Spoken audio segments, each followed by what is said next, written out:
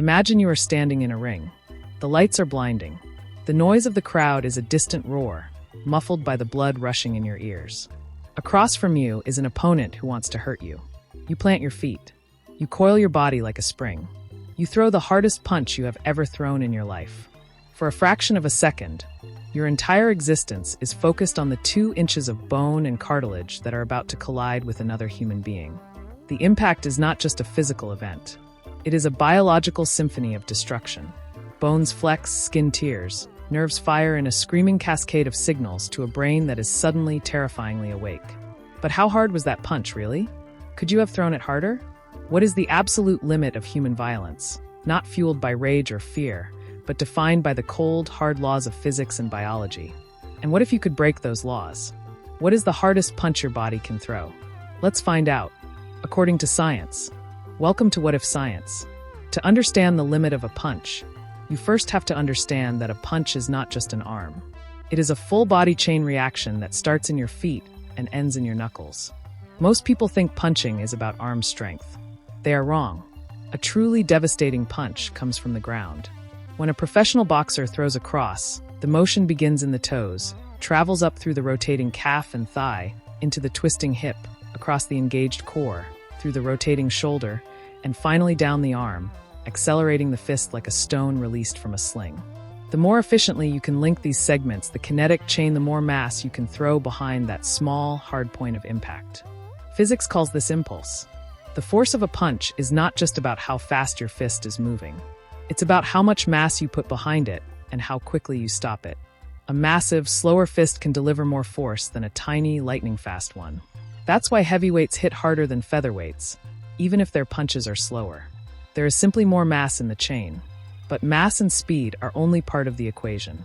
The other part is structural integrity. The human hand is a marvel of engineering, but it was not designed to be a battering ram. It is a delicate instrument of manipulation, full of 27 small bones. When you punch without protection, you risk breaking your 5th metacarpal, the bone at the base of your little finger. This is so common it's called a boxer's fracture. A professional fighter learns to align the wrist perfectly, to strike with the first 2 knuckles, the index and middle finger, because these are aligned with the radius, the larger bone in the forearm. This creates a straight line of force from the fist to the shoulder, a column of bone that can withstand far more pressure than the fragile bones on the outside of the hand. Even with perfect form, the bones have a breaking point. Human bone can withstand about 40 megapascals of compressive stress, roughly 400 times atmospheric pressure. That sounds like a lot, until you realize the forces involved in a maximal punch. Studies on elite boxers have measured punch forces of up to 5,000 newtons. That's roughly half a ton of force, concentrated on an area the size of a couple of coins. For a moment, the bones in your hand bend. A small fraction of that force, reflected back into your own body, travels up your arm and into your brain. That's why a missed punch can still rattle your teeth. So the limit of a punch is not just a question of muscle. It's a question of what your own skeleton can survive. You are the weapon, but you are also the first target. Every action has an equal and opposite reaction, and for every devastating knockout, there is a risk of a devastating self-destruction.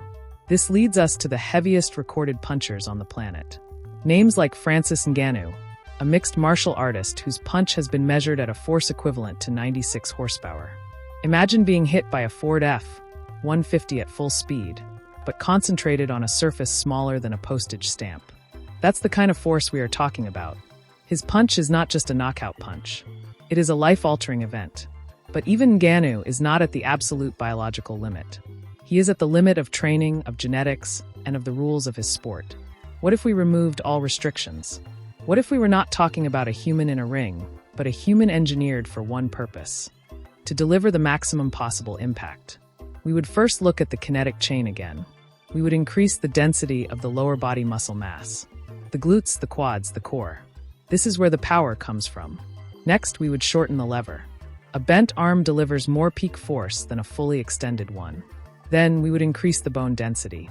A condition called osteopetrosis causes bones to become incredibly dense, almost like marble. It's a disease, but in this scenario, it's an advantage. We would also look at the phenomenon of a freakish genetic mutation. There is a gene called ACTN3, the so-called speed gene. It codes for a protein found in fast-twitch muscle fibers, the ones responsible for explosive, powerful movements.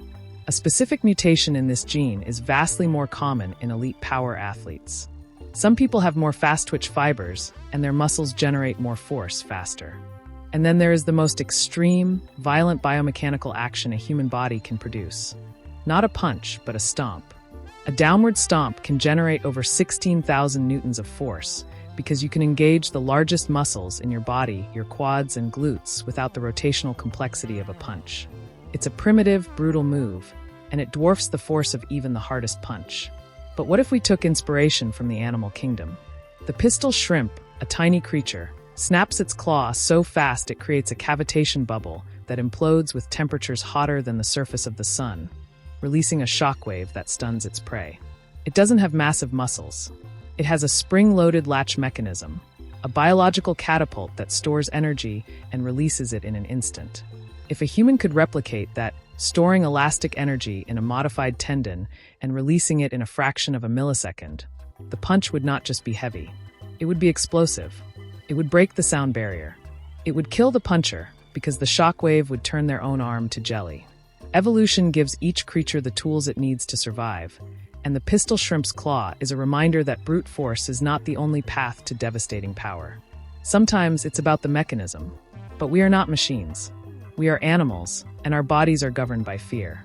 There is a governor on your muscles, an inhibitory signal from your brain that prevents you from activating every muscle fiber at once. It is a safety switch. If you could flip that switch off, you could tear your own muscles off the bone. Your tendons would snap, your joints would dislocate, and your bones would shatter. The hardest punch your body can throw is not limited by your strength. It is limited by your brain's unwillingness to destroy itself. So what happens when you reach this absolute, no-governor, superhuman limit? The punch is thrown. The fist, moving at impossible speed, compresses the air in front of it, superheating it for a microsecond. It connects with the target. The soft tissue caves in. A shockwave travels through the body, rupturing blood vessels in the brain. The bones of the face fracture into a spiderweb. The target is unconscious before the pain signal even reaches their brain. And your hand is in pieces. You have won the fight, but you will never throw a punch again. Now let's go deeper. Let's talk about the future. Genetic therapy could deliver the ACTN3 gene to an athlete. CRISPR could edit bone density. Biomechanical exoskeletons, worn under clothing, could augment the force of a strike. A soldier in a combat suit could punch through a concrete wall. A police officer could non-lethally incapacitate a suspect with a single, precisely calibrated blow. The hardest punch your body can throw today is a physical fact. Tomorrow, it will be a technology to be surpassed. But there is a cost. A world of human weapons is a fragile world. If anyone can generate lethal force with a flick of their wrist, what happens to society? What happens to arguments in a bar, to road rage, to domestic disputes? The first genetically enhanced punch that kills someone will be the shot heard around the world. We will have to reevaluate what it means to be human and what it means to be a citizen when our bodies become weapons. And what about the psychology? If you knew you could kill with a punch, would you be more peaceful or less? The Stoic ideal is to be a warrior who does not need to fight, to have immense power and the discipline to never use it. A society of superhuman punchers would need a superhuman level of emotional control. The Stoics of old would look at us and say, "We told you so." The power is nothing without the wisdom to wield it. So, could you train yourself to throw the hardest punch possible? Yes. With perfect technique, explosive fast-twitch training, and a relentless focus on full-body power, you can push against the limits of your own biology. But what is the hardest punch your body can throw without breaking itself? A force of around 5,000 newtons if you are a heavyweight elite athlete. And what is the absolute physical limit if we remove the governor? Unknown. The number is lost in the sound of your own bones breaking. In the end, the hardest punch your body can throw is not a measure of violence. It is a measure of restraint. Your body is a weapon. It can create. It can dance. It can hold a child. And if you ask it to, it can deliver a blow that will change someone's life forever. The question is not how hard you can hit. The question is whether you should. True power, as the old philosophers knew, is not the capacity to destroy. It is the wisdom to hold back. If this video made you look at your own hands a little differently, imagine what else we can uncover. Subscribe and hit the bell. At What If Science, we don't just ask impossible questions. We answer them with real science. What do you think is more important in a fight? Power, speed, or perfect timing? Tell me in the comments.